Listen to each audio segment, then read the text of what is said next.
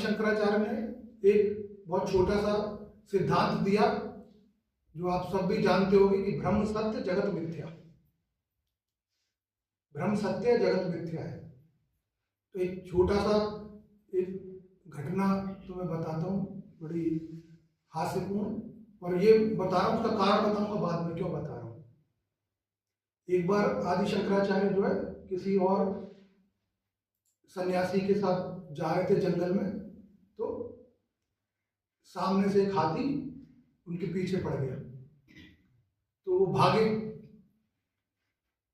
भागे तो जो दूसरा सन्यासी था वो हंसने लगा और उपहास में उसने बोला कि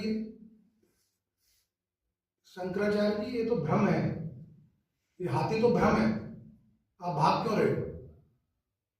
तो उसने कटाक्ष किया था किस बात पर कि आपने नारा दिया ब्रह्म सत्य जगत मिथ्या, तो ये तो मिथ्या है हाथी, तो इससे भागने की आवश्यकता क्या है, तो भ्रम है। तो आदि शंकराचार्य ने जवाब दिया कि मम पलायनामी मिथ्या, ये हाथी भ्रम है, मिथ्या है, तो मेरा भागना भी मिथ्या है, भ्रम है ये, कि मैं इसे भी भ्रम की तरह देखो। जब हाथी भ्रम है तो मैं भी भ्रम, तो ना मैं भाग रहा हूं ना हाथी मिल जा रहा है। तो ये मैं क्यों बता रहा हूं कि जो बात कही कि ब्रह्म सत्य जगत मिथ्या, अब जो चेतना है या जागृति है उसके स्तर होते हैं अलग अलग। एक स्टेटमेंट आ गया, इसका उदाहरण ले लेते हैं कि ब्रह्म सत्य जगत मिथ्या, इसका एग्जांपल ले लिया हमने। अब अलग अलग चेतना के स्तर का आदमी इसको अलग अलग ढंग से समझेगा और इसकी व्याख्या अलग अलग तरह से करेगा। तो जब गुरु कुछ बताता है या कुछ कहता है तो सामने जो भी लोग बैठे हैं उनकी चेतना के स्तर के अनुसार ही उसकी व्याख्या वो करेंगे। जब चेतना का स्तर दूसरा हो जाएगा तो मुझे वो चीज कुछ और लगेगी, उसका मीनिंग, उसका मतलब बदल जाएगा मेरे लिए उस वाक्य का, क्योंकि मेरा स्तर बदल गया। तो सतही रूप में जो बिल्कुल कुछ नहीं जानता वो उसको बिल्कुल लिटरली ले लेगा, उन्हीं शब्दों को ऐसे ही ले लेगा कि आपने तो ऐसा कहा था। अब ये जो कहा था इसके बहुत मीनिंग हो सकते हैं व्यक्ति के चेतना के स्तर के हिसाब से, किसी के लिए कुछ मीनिंग है, किसी के लिए कुछ, किसी के लिए कुछ।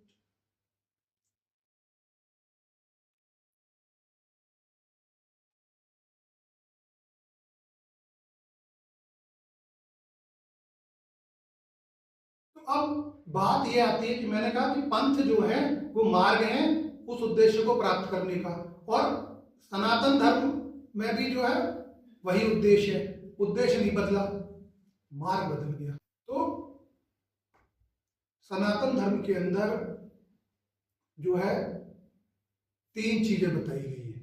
अब ये जो 3 चीजें बता रहा हूं ये आगे भविष्य में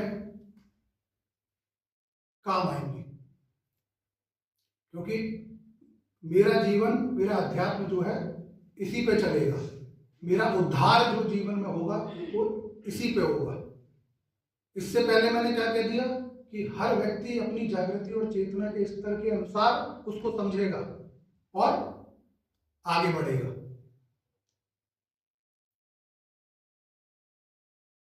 तो वो 3 शब्द दिए गए, वो हमारे वेदों में भी दिए गए, ब्रह्म, ब्रह्मांड और आत्मा।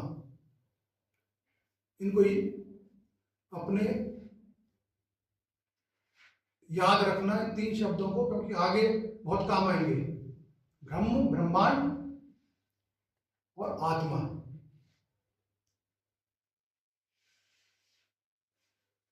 तो इसके बारे में विस्तार में नहीं जा रहा हूं मैं, इन 3 शब्दों के बस शब्द बता दिए, क्योंकि विस्तार इसका आगे होगा, भविष्य में होगा। आगे जाके हमें बहुत कुछ समझ में आने लगेगा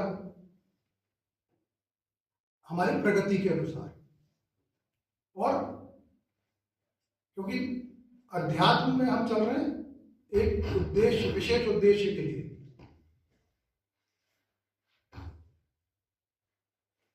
लेकिन हर समय हम अध्यात्म में नहीं है, हम संसार में है।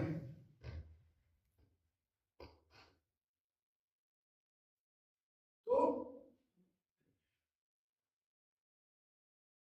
इस जगत को हमने क्या कहा? भवसागर। भवसागर। अब भवसागर, सागर अर्थात जहां पर जल हो, जो जल से भरा है, और इसको तैर के जाना है। तैर के जाना है, नौका से नहीं जाना,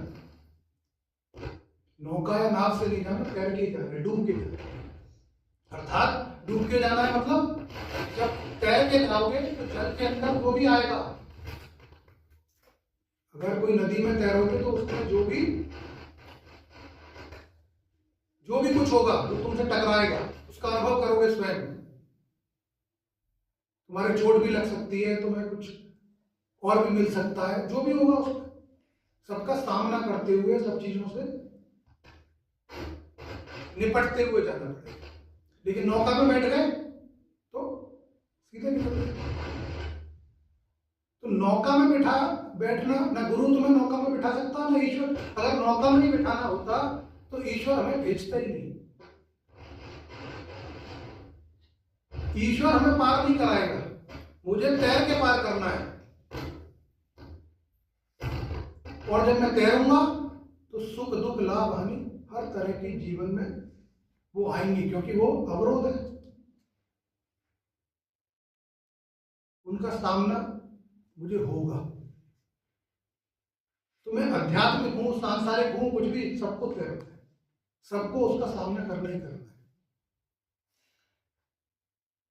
बस सांसारिक को उद्देश्य नहीं पता, आध्यात्मिक को उद्देश्य पता है। और खाली उद्देश्य पता है उससे भी काम नहीं होगा, पुरुषार्थ फिर भी करना है। आध्यात्मिक को उद्देश्य पता है, पुरुषार्थ नहीं कर रहा, तो पता होना भी बेकार है। पुरुषार्थ फिर भी करना, तैरना तो फिर भी है ना, हाथ पैर तो चलाने।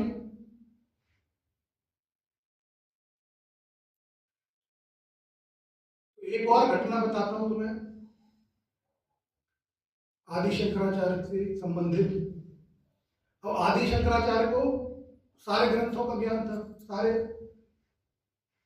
बहुत बड़े बड़े विद्वानों को, हर तरह के पंथ के वो हरा चुके थे शास्त्रार्थ विवाद में। तो एक बार वो कहीं गए, बहुत बड़े पंडित थे, उनके साथ शास्त्रार्थ हुआ, उन्होंने हरा दिया उनको शास्त्रार्थ में।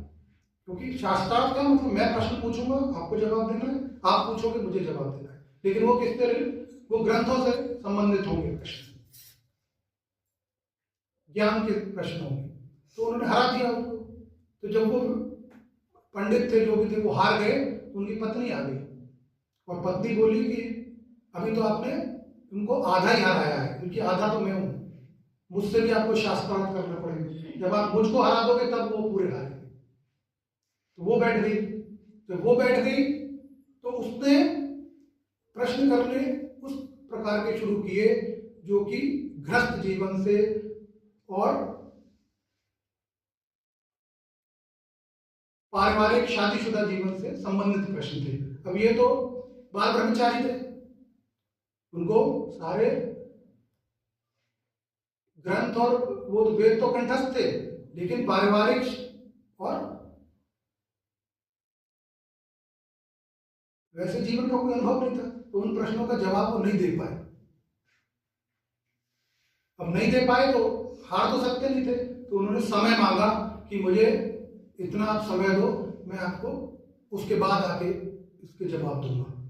तो अब सत्य क्या है मैं नहीं जानता, लेकिन दो इसमें कथा है। एक कथा है कि उन्होंने विवाह किया, विवाह के बाद उन्होंने वो सब अनुभव किया और उसके बाद जाके उन्होंने शास्त्रार्थ में उसको हराया।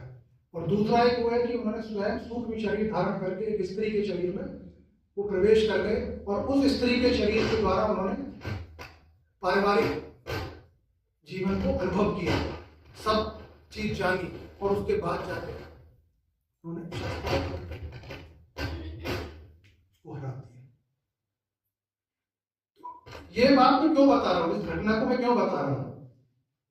इस घटना को मैं इसलिए बता रहा हूं कि जीवन में हर क्षेत्र का अनुभव होना हमें आवश्यक है। खाली पोथी पढ़ लोगे, खाली ज्ञान प्राप्त कर लोगे, वो जीवन में मैं कहता हूं तैर के जाना है, डूब के जाना है। जो सनातन धर्म के सबसे बड़े रक्षक, संस्थापक और सबसे ज्ञानी व्यक्ति रहे, उन्हें विवाह करना पड़ा या उसमें जाना पड़ा, क्योंकि ज्ञान अधूरा है। पूर्ण ज्ञान गृहस्थ और सांसारिक के पास ही होता है, क्योंकि वो दुनिया भर की चुनौतियों से जूझता रहता है। वो भी अनुभव है, ज्ञान है। जिसने सब कुछ छोड़ दिया उसके पास नहीं होगा।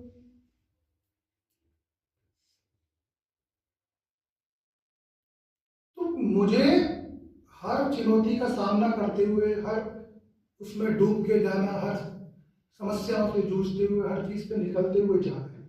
नौका है नहीं, मैंने कहा हमें यही रास्ता है, इस पे चलते हुए मुझे जाना है। और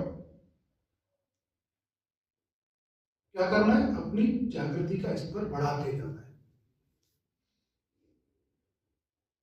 अनुभव जब मैंने किया तो क्या उपयोगी है, क्या अनुपयोगी है, ये मैंने जान लिया। क्या उपयोगी है? जब मुझे कड़वा अनुभव हुआ अपने जीवन की किसी भी घटना या कार्य से, तो मैं समझ गया कि ये अच्छा नहीं है, अनुभव मेरा अच्छा नहीं था, तो मैं उसको दोबारा दोहराऊंगा नहीं, रिपीट नहीं करूंगा। अगर मुझे अनुभव ही नहीं है उसका, तो मुझे क्या पता कि अच्छा है कि खराब है। तो हर प्रकार के अनुभव से गुजरते हुए जब मैं ये जान गया कि इसकी उपयोगिता भी नहीं है, किसी चीज की मुझे पता लग गया इसकी उपयोगिता नहीं है। उपयोगिता नहीं है ये कब पता चला? जब मेरी जागृति बढ़ गई, मेरा दूसरा स्तर आ गया जागृति का, किसी और स्तर पे पहुंच गया। तो बहुत सी जो अनुपयोगी कारण है जो मुझे बांधे हुए, जो मुझे बंधन में रख रहे हैं, उससे मैं मुक्त हुआ। और मुक्त कहां से हुआ? मुक्त में छोड़ के नहीं भागा, मुक्त में अपनी जहनियत में हुआ, इंटेलेक्चुअली हुआ और चित्त में हुआ।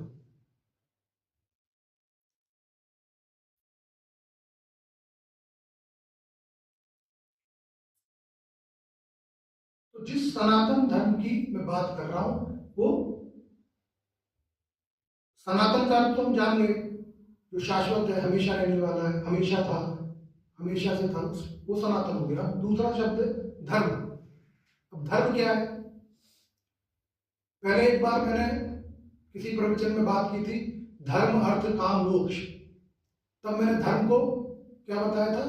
कर्तव्य, ड्यूटी। धर्म क्या है? मेरी ड्यूटी है, ड्यूटी विद जस्टिस, या मेरा कर्तव्य जो मैं सत्यता के साथ करूं। लेकिन यहां पर मैं धर्म की कुछ और व्याख्या बता। वो धर्म ड्यूटी है, वो सही है, वो एक मार्ग है, लेकिन सनातन धर्म के साथ जो धर्म है, ये धर्म को हम कहते हैं जो धारण करने योग्य है, जो धारण करने योग्य, जो केवल और केवल जीवन में केवल और केवल धर्म ही धारण करने योग्य है, और कुछ भी धारण करने योग्य नहीं है, और सब कुछ छूट जाएगा, नष्ट हो जाएगा। तो धर्म क्या है? जो धारण करने योग्य है, वही धर्म है। तो मनुष्य का उद्देश्य क्या हुआ? एक सनातन धर्मी का उद्देश्य क्या हुआ? कि मैं धर्म को धारण कर सकूं। अब मैंने ये कह दिया कि धर्म को धारण करना है, इससे हमें कुछ समझ नहीं आएगा कि धर्म को कैसे धारण करें। ये तो मैंने शब्द का जो है मतलब बता दिया, कि उसकी व्याख्या कर दी कि धर्म वो है जो धारण करने योग्य, और केवल उसको धारण करना है। लेकिन अब बहुत गुण की चीज की तरफ जाते हैं। धारण करने योग्य क्या है? जो धर्म है उसके कुछ एट्रीब्यूट्स हैं, उसके कुछ लक्षण हैं, उसके कुछ गुण हैं। तो धर्म समझ लो एक बकेट है, उसके अंदर कुछ और चीजें हैं। तो धारण करने योग्य वो है, वो एट्रीब्यूट्स जो है, वो जो गुण है, वो लक्षण जो है वो धारण करने योग्य है। वो क्या है? तो धर्म के जो लक्षण है वो वही है, बहुत साधारण है। दया है, क्षमा है, द्वेष न होना है, अक्रोध है। कुछ याद आ रहा है चीजों से जब मैं बोल रहा हूं?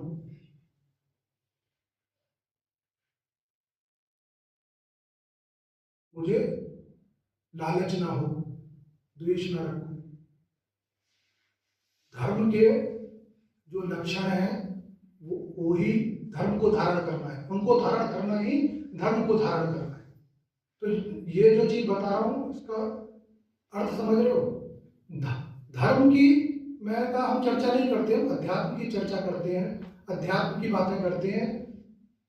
धर्म को हम जोड़ते हैं रिचुअल के साथ, कर्मकांड के साथ और बहुत सारी चीजों के साथ। ये सब होता है, वो क्यों जोड़ते हैं वो भी बताऊंगा अभी। तो यहां पर अभी मैं नहीं बता रहा कि ये चीजें कहां और बताई है मैंने, ये जो चीजें बताई है ये कहां और बताई है, इनको खुद ही याद कर लो, अभी थोड़ी देर में बताऊंगा। ये जो धारण करनी है चीजें ये कहीं और भी बताई है।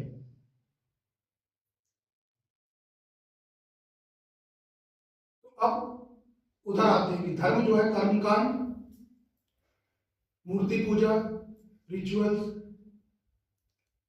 यही तो हम धर्म मानते हैं। ये हम क्यों कर रहे हैं? इसमें बुराई है, अच्छाई है, ये निंदा करने योग्य है, स्वीकार करने योग्य है, क्या करें? तो हर चीज का कोई ना कोई अर्थ होगा, कोई उसमें सब्सटेंस होगा, कोई तत्व होगा उसके अंदर। वो तत्व क्या है? वो तत्व ये है कि हम स्थूल हैं, मटीरियल है, स्थूल है। हमारा जो शरीर है वो स्थूल है, मनुष्य पैदा हुआ स्थूल रूप में हुआ। अब शंकराचार्य ने क्या कहा? ब्रह्म। मैंने क्या बताया? ब्रह्म, ब्रह्मांड और आत्मा। तो अब कोई व्यक्ति जो स्थूल में है उसको कहो ब्रह्म की उपासना करे, ब्रह्म की पूजा करे। अब ना ब्रह्म दिखता है, ना सुनता है, ना मुझे क्या पता ब्रह्म कैसा है, क्या है। तो हाउ टू कनेक्ट, जुड़ूं कैसे मैं उससे? मेरे पास जुड़ने का कोई साधन नहीं है। तो विद्वानों ने क्या किया कि स्थूल रूप में उसको स्थापित करो। स्थूल स्थूल को ही समझ सकता है, स्थूल से ही जुड़ सकता है। Material mind and material body can only recognise material body, जो कुछ भी मटीरियल है, क्योंकि उसको हम इंद्रियों के द्वारा देख पाते हैं, सुन पाते हैं, समझ पाते हैं, तो हम जोड़ सकते हैं उससे। ईश्वर की मूर्ति मेरे सामने हो तो मैं पूजा कर लेता हूं। तो सामान्य जनमानस को जो अभी चेतना के उच्च स्तर पर नहीं है उसको भ्रम का ज्ञान कैसे दूर? उसको भ्रम का ज्ञान देना संभव नहीं है। उसको कहीं जोड़ना पड़ेगा, आधार देना पड़ेगा जहां से वो आरंभ करे और अपने को जुड़ा महसूस करेगी। ये मेरे ईश्वर है, ये मैं हूं, मैं इनके आराधना पूजा कर रहा हूं, इनके सभा में बैठा हूं। तो मेरी श्रद्धा, मेरा विश्वास जुड़ता है, और जुड़ता है तो मैं अभ्यास शुरू करता हूँ। अभ्यास शुरू करता हूँ तो मेरी चेतना बढ़ती है। चेतना बढ़ती है तो धीरे धीरे धीरे मैं उस अवस्था में पहुंचूंगा जहां पे ब्रह्म को स्वीकार कर सकूं, उसको अनुभव कर सकूं। सीधे मैं ब्रह्म का अनुभव नहीं कर सकता, जो प्रकट नहीं है, जो दिखता नहीं है, जिसका कोई आभास नहीं है, उसको मैं नहीं समझ सकता, नहीं जान सकता। इसलिए मूर्ति पूजा, इसलिए ईश्वर को हम अलग अलग चीजें समर्पित करते हैं, खाने पीने से लेके फूल, पत्र, मिष्ठान, फल, जो भी, वस्त्र, हर कुछ देते हैं। ईश्वर को आवश्यकता नहीं है, कॉमन सेंस है, सबको पता है। वरना ईश्वर ले रहा, हम ही उठा लेते हैं, खा लेते हैं, लेकिन फिर भी हम कर रहे हैं क्योंकि आस्था है उसके अंदर। आस्था जो है वो आधार है। विश्वास जो है आधार है। ये साइंस नहीं है जो मुझे रिजल्ट पहले दिखा देगी और उसके बाद मैं विश्वास करूंगा। विज्ञान नहीं है। अगर तुम्हें कह दिया जाए आज से 30 साल पहले कि ऐसा एक मोबाइल होता था कि यहां बैठ के बिना तार के आप फोन कर लो, बात कर लो, तुम मानोगे नहीं, क्योंकि तुमने देखा नहीं। तुमने तार वाले फोन देखे हैं, फिक्स फोन देखे हैं, नहीं मानोगे। तो विज्ञान क्या है, तुम्हारे हाथ में आ गया, तुमने अनुभव किया, देख लिया। लेकिन अब यहाँ भ्रम तो आएगा नहीं कि भाई तुम अनुभव कर लो पहले फिर मानना। यहाँ तो कहीं से आस्था जोड़नी है, विश्वास को जोड़ना है, जहां से आरंभ हो सके, अभ्यास शुरू हो सके। तो इसलिए हमें रिचुअल्स है, कर्म कांड है, ये सब, लेकिन मैं यहीं तक सीमित ना रह जाऊं, यहां तक सीमित ना रह जाऊं। धर्म मेरा आधार है, धर्म मेरा आधार है। मेरी जड़ें कहाँ है? सिंधु घाटी की सभ्यता में, पाकिस्तान, अफगानिस्तान में। अफगानिस्तान में हिंदू कुश पर्वत आज भी है, उसका नाम हिंदू कुश पर्वत है। वो मुस्लिम कंट्री है लेकिन पर्वत का नाम हिंदू कुश है। वो इसीलिए है कि हिंदू कोई धर्म नहीं है, हिंदू एक सभ्यता थी। और जितने भी लोग थे वो सब हिंदू थे, और सनातन धर्म था। इस प्रकार जो है, हम धर्म जो है हमारा आधार है, सनातन धर्म हमारा आधार है। एक छोटे बच्चे को सिखाने के लिए हम उसको टॉफी भी देते हैं, चॉकलेट भी देते हैं, सिखाते हैं, पढ़ाते हैं, लालच भी देते हैं, अलग अलग तरीकों से उसको बैठा के सिखाने का प्रयास करते हैं कि तुम्हारा उद्देश्य उसको चॉकलेट टॉफी देना नहीं है, तुम्हारा उद्देश्य क्या है? ज्ञान देना उसको, कि वो ज्ञान लेने के लिए बैठे तो सही।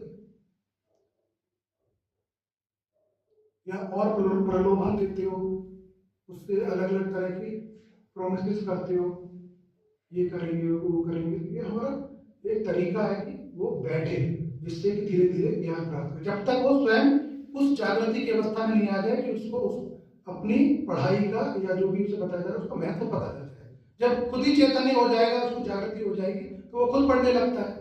फिर माँ बाप थोड़ी उसके पीछे चॉकलेट लेके घूम रहे होते, क्योंकि अब वो जागृत हो गया, उसको उसका महत्व पता है। तो इसी प्रकार एक सामान्य जनमानस, उसको महत्व नहीं पता, उसकी जागृति की अवस्था वो नहीं है, तो उसको अलग अलग प्रकार से मूर्ति, चित्र और अलग अलग तरह से उसको सिखाने का, बताने का प्रयास किया जाता है।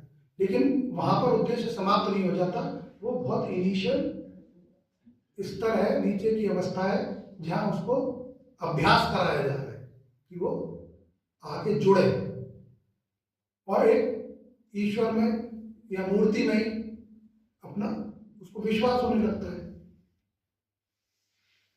अगर बुद्धि चलाएगा व्यक्ति तो वो जान लेगा कि भाई ये तो चित्र है, ये मूर्ति है, सजीव नहीं है, जड़ है, लेकिन वो दिमाग नहीं चलाता, क्योंकि उसको आस्था हो गई, उसको विश्वास हो गया।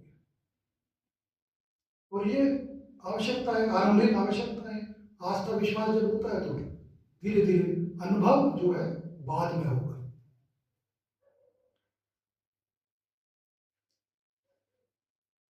तो मेरा तुम्हें वापस इतिहास में ले जाने का कारण ये था कि हमारा इतिहास 100-200 साल पुराना नहीं है।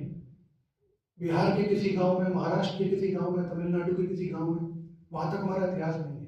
हमारा इतिहास बहुत पीछे तक है, जहां तक अभी तक हमें पता है, जो रिकॉर्डेड है, जो लिखा हुआ है, जो पता है जिसके बारे में, जिसके अवशेष आज भी हैं, उन शहरों के, नगरों के अवशेष हैं आज भी, जो उस समय थे।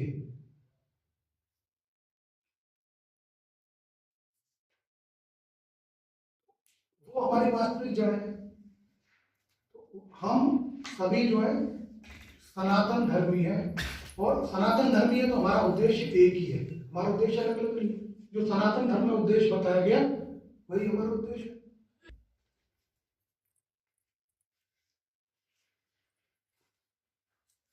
बात आती है कि उद्देश्य की पूर्ति हो सकती है अभी, जब इतनी लंबी यात्रा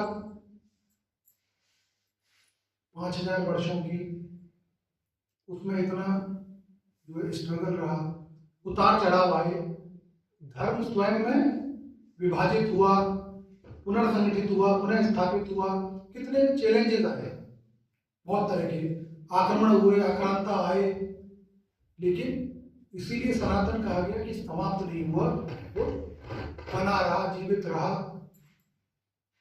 और आज भी हम बैठे हैं, उसी धर्म में बैठे हैं, उस धर्म में बताए गए उद्देश्य की तरफ अग्रसर है। हमारे पास कितना समय होता है जीवन में? 60, 70, 80 साल का। कुछ साल उसमें से निकल गए, कुछ समय हमारे पास बचा हुआ है, ये भी निकल जाएंगे। तो हमारे लिए स्वयं की महत्व बहुत है, हम खुद के लिए महत्वपूर्ण है, इंपॉर्टेंट है, लेकिन सृष्टि में देखोगे, उसमें देखोगे तो हमारे क्या कुछ नहीं है। हमारे जैसे 5000 वर्षों में कितने मनुष्य समाप्त हुए होंगे, नए पैदा हुए होंगे, कोई हमारा महत्व नहीं है। जो मैंने कहा ब्रह्म और ब्रह्मांड, तो ब्रह्मांड में देखोगे तो पृथ्वी कितनी बड़ी है, पृथ्वी बहुत बड़ी है। हम सब अपने पूरे जीवन काल में पृथ्वी का 1/4 भाग भी नहीं घूम पाते, अपना पूरा देश ही नहीं घूम पाते, पृथ्वी तो क्या है। लेकिन ब्रह्मांड में देखोगे तो एक छोटे से डॉट के बराबर भी नहीं, कोई अस्तित्व ही नहीं है पृथ्वी का। तो इतनी बड़ी पृथ्वी जो 12,000 किलोमीटर से ज्यादा उसका डायमीटर है, व्यास है, उसका कोई अस्तित्व नहीं है, तो उसके बीच में मेरा कितना डायमीटर है, मेरा कोई अस्तित्व नहीं है। मेरे स्वयं के लिए मेरा बहुत अस्तित्व है, सब कुछ है, मैं पूरी दुनिया जीत लेना चाहता हूँ, सब कुछ कर लेना चाहता हूँ, लेकिन समय मेरे पास सीमित ही है, जो करना है कर, तो मैं भुला दिया जाऊंगा, नष्ट हो जाऊंगा, समाप्त हो जाऊंगा। इसीलिए मैं समाप्त ना हूं, उद्देश्य मुझे दिया। सनातन धर्म का मतलब मैं सनातन हो जाऊं, शाश्वत हो जाऊं, हमेशा हमेशा रहूं, अमर हो जाऊं।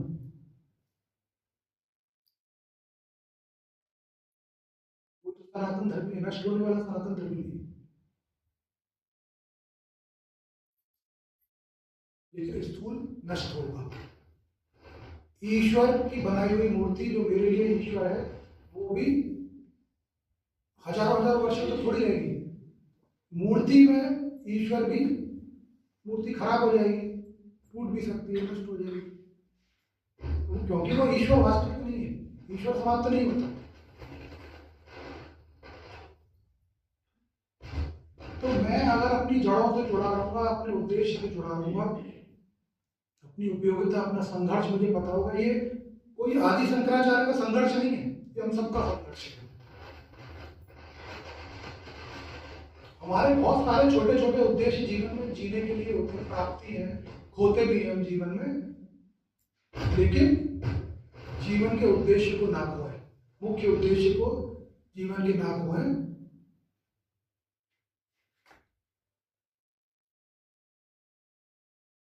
तो जीवन जो है वो सफल है, मेरा पैदा होना, उत्पन्न होना सफल है।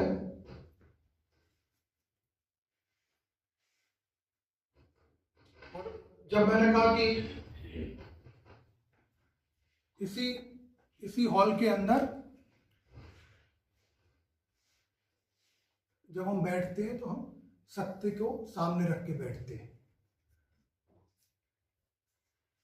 सत्य की जो चर्चा है, जो निर्बाध रूप से हम करते हैं, वो यही करते हैं क्योंकि गुरु पूर्ण गुरुत्व में होता है और शिष्य पूर्ण सीखने की अवस्था में होता है। और हर समय और हर बार मैं ये कहता हूं कि ये बिल्कुल संभव है, असंभव नहीं है। असंभव तो एक मन की अवस्था है, मेरी बुद्धि की अवस्था है, और जिस व्यक्ति का ये स्वभाव है कि वो छोड़ दे,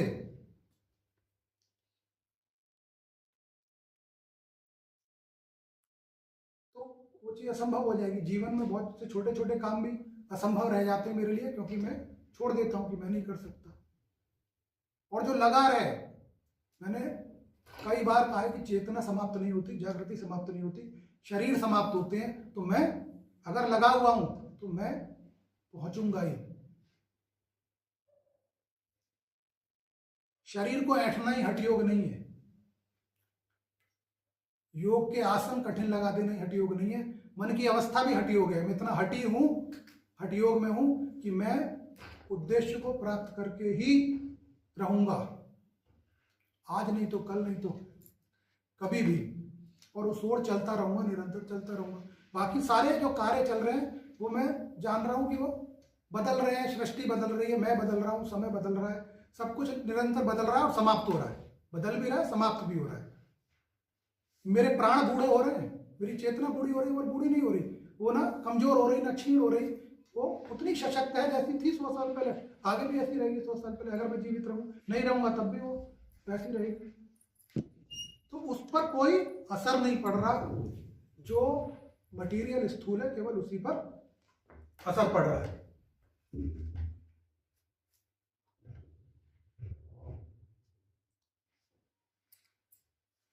तो मैं जो है उस विश्वास के साथ वो रहूं। समय की चिंता नहीं है, क्योंकि मैं तैर रहा हूं। मुझे नहीं पता कि सागर कितना लंबा है।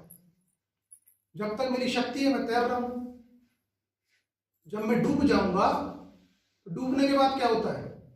जब व्यक्ति डूब जाता है तो ऊपर ही आता है। जो मृत शरीर है वो भी तैरता ही है, वो डूबा नहीं रहता। तो मृत हो जाएगा, ऊपर ही आएगा, वो भी तैर रहा है। तो प्राण तो वापस मिलते रहेंगे, क्योंकि प्राण समाप्त नहीं हुए, न चेतना समाप्त हुई। तो मेरे पास दिशा है, मेरे पास उद्देश्य है। जो पंथ मैंने बताए वो क्या थे? वो रास्ते ही तो थे, दिशा थी, उधर ही जा रहे थे। उन्होंने उसको नया वो बना दिया। तो मैं कैसे भी चल लूं, लेकिन जो उद्देश्य है वो सभी तरफ से समान है, वही रहने वाला है। बहुत ज्यादा मैं गहराई में नहीं जा रहा हूं, क्योंकि मुझे और आगे बताने के लिए है। 3 शब्द जो तुम्हें वो दिए वो आगे काम आएंगे। और ये पूर्णतया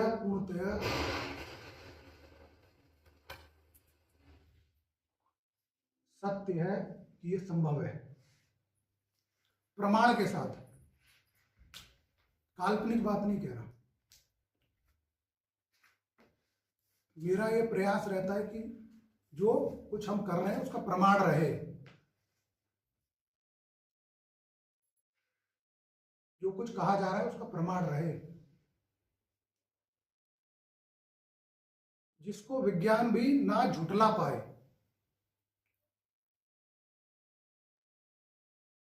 ऐसा प्रमाणित आध्यात्म। आध्यात्म कोई कल्पना नहीं है कि तुम्हें मानना ही है क्योंकि गुरुजी कह रहे हैं या कहीं और लिखा हुआ है किसी इसमें, तो मानने की व्यवस्था नहीं है। अनुभव करके प्रमाण के साथ मुझे पूर्ण ये निश्चिंत हो जाऊंगा कि हाँ ऐसा संभव है। कमजोरी मेरी हो सकती है, हर व्यक्ति विशेष की, जो उस पर चल नहीं पा रहा। तो मैं मार्ग से हट गया, वो मेरा निर्णय है, क्योंकि मैं इतना शक्ति अपने मन में नहीं रख पाया या इतना विश्वास नहीं रख पाया। लेकिन मार्ग झूठा नहीं है, मार्ग असत्य नहीं है, इसका मुझे विश्वास है। मैं मार्ग छोड़ते हुए भी ये कह के छोड़ रहा हूं कि मैं शक्तिहीन था, मैं नहीं चल पा रहा हूं, लेकिन मार्ग सत्य है, कोई और चल रहा है तो वो जाए। सबको ये नहीं कह रहा कि नहीं झूठ है। तो ये मेरा विश्वास है। आज नहीं कर पाया, फिर कोई कारण हो गया या कुछ भी हो गया, लेकिन मैंने अविश्वास नहीं किया। जो भी चीज मैं कर रहा था, अविश्वास तब नहीं करेगा जब उसके पास प्रमाण होगा, उसके पास अनुभव होगा।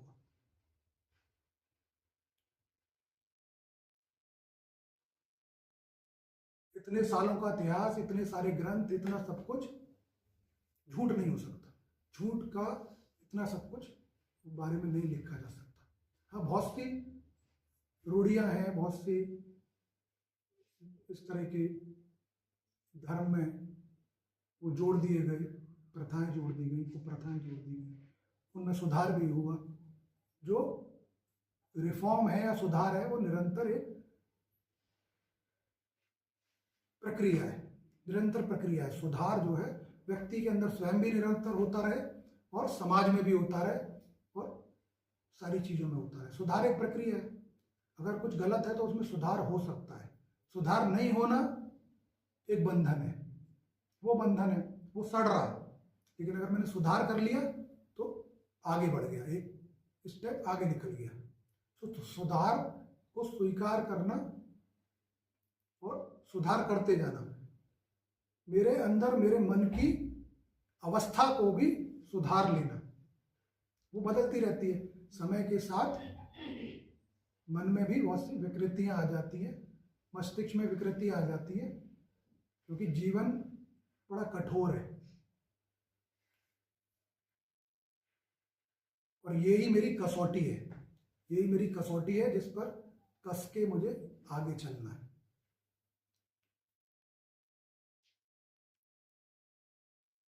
अगर मेरा विश्वास पूर्ण है तो बड़ा आसान हो जाता है रास्ता। विश्वास बार बार डगमगाता है तो वो कठिन हो जाता है। जो उदाहरण मैंने दिया कि ब्रह्म सत्य जगत मिथ्या और सब कुछ भ्रम है और भ्रम ही सत्य है, ये किसी चेतना की बहुत उच्च अवस्था में कही गई बात होगी। अब जिसने कही उसकी चेतना की अवस्था इतनी उच्च थी कि उसने वो कहा और वो सही कहा।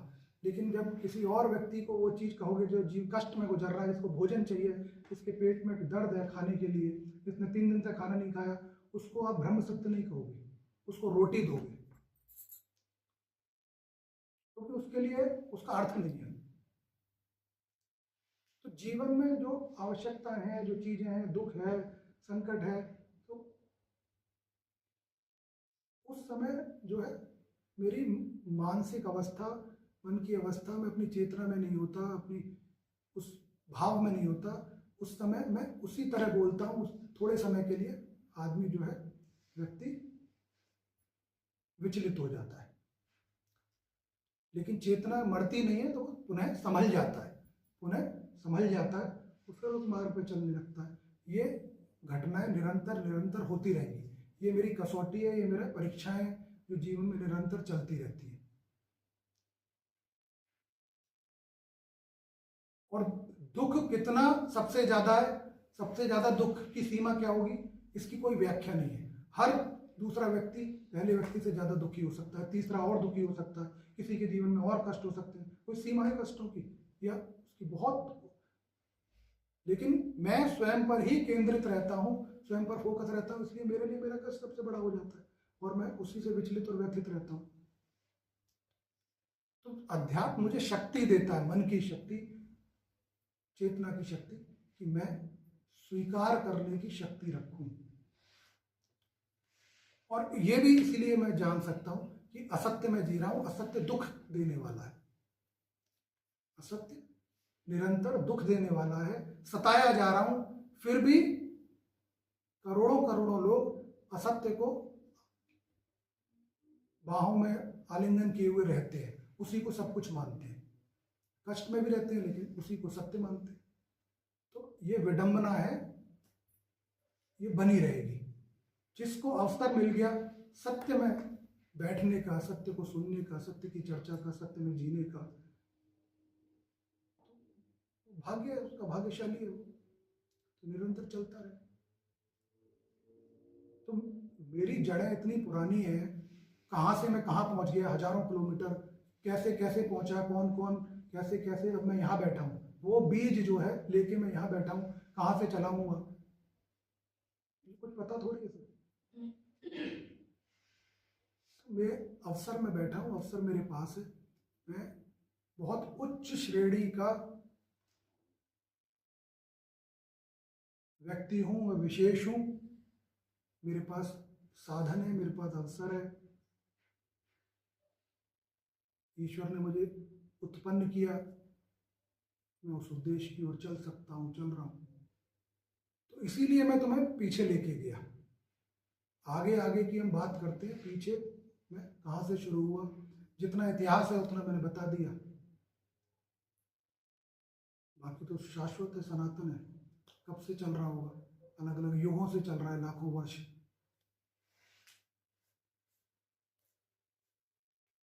द्वापर, त्रेता, सतयुग, लाखों लाखों वर्ष पुरानी बातें, उनकी कथाएं हमारे पास है, उनके ग्रंथ हमारे पास है, पढ़ते।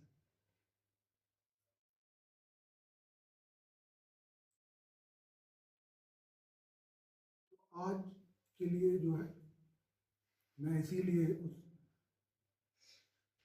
भूतकाल में उस इतिहास की तरफ लेके गया कि हम जान लें कि हम क्या हैं। और बहुत चुनौतियों को पार करने के बाद, बहुत मुश्किल से, बहुत आक्रांताओं से, बहुत बहुत तरह के आक्रमण हुए, बहुत बहुत समय तक गुलामी में रहे। यहाँ भी गुलामी के उसी में आए थे समय में, देश के देश गुलाम रहा सैकड़ों साल, सैकड़ों साल। फिर भी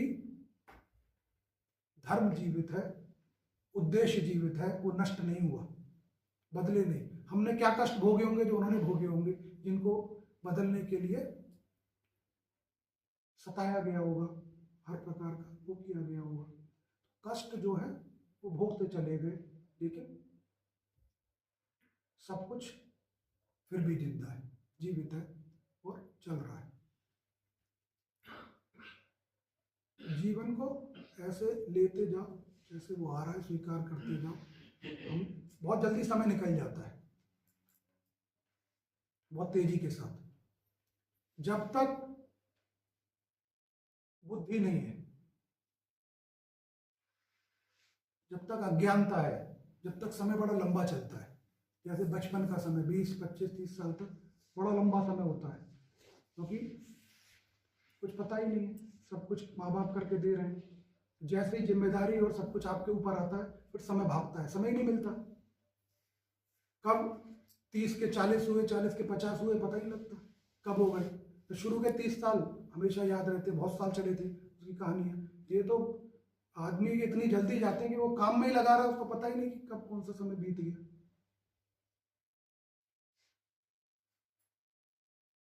तो जब तक किसी और की जिम्मेदारी हो तुम, वो माँ बाप तुम्हें पाल रहे हैं, खूब लंबा समय है, मौज चल रही है।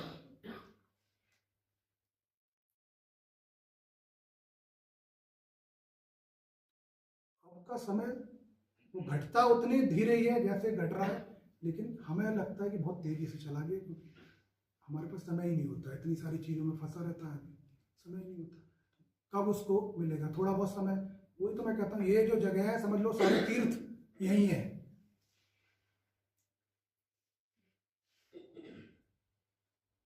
क्योंकि हमें केवल बताया नहीं जा रहा, हमें प्रेरित किया जा रहा है, हमें उत्साहित किया जा रहा है, हमारा विश्वास जगाया जा रहा है कि उस उद्देश्य की तरफ चलो।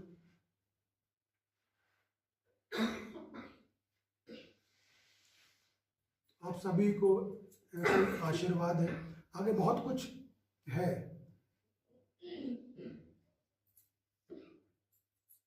अभी गुरु पूर्णिमा आने वाली है, आगे बहुत प्रकट होगा, बहुत कुछ निकलेगा, प्रमाणित होकर निकलेगा। तुम्हारा काम तो केवल आके बैठना और सुनना और चलना है, विश्वास रखना है, इससे और कुछ नहीं करना। सभी को आशीर्वाद है मेरी तरफ से, अपना जो जीवन मिला है उसको सार्थक करो, सार्थक करके जाओ, देश की तरफ अपना चलो, चलते रहो और समस्त शक्तियां तुम्हारे पास है, तुम्हारे साथ है, सब कुछ करने में सक्षम हो। जो नहीं कर पा रहे वो तुम्हारे द्वारा होना ही नहीं, इसीलिए नहीं कर पा रहे, तो उसका दुख नहीं करना, उसके लिए परेशान मत।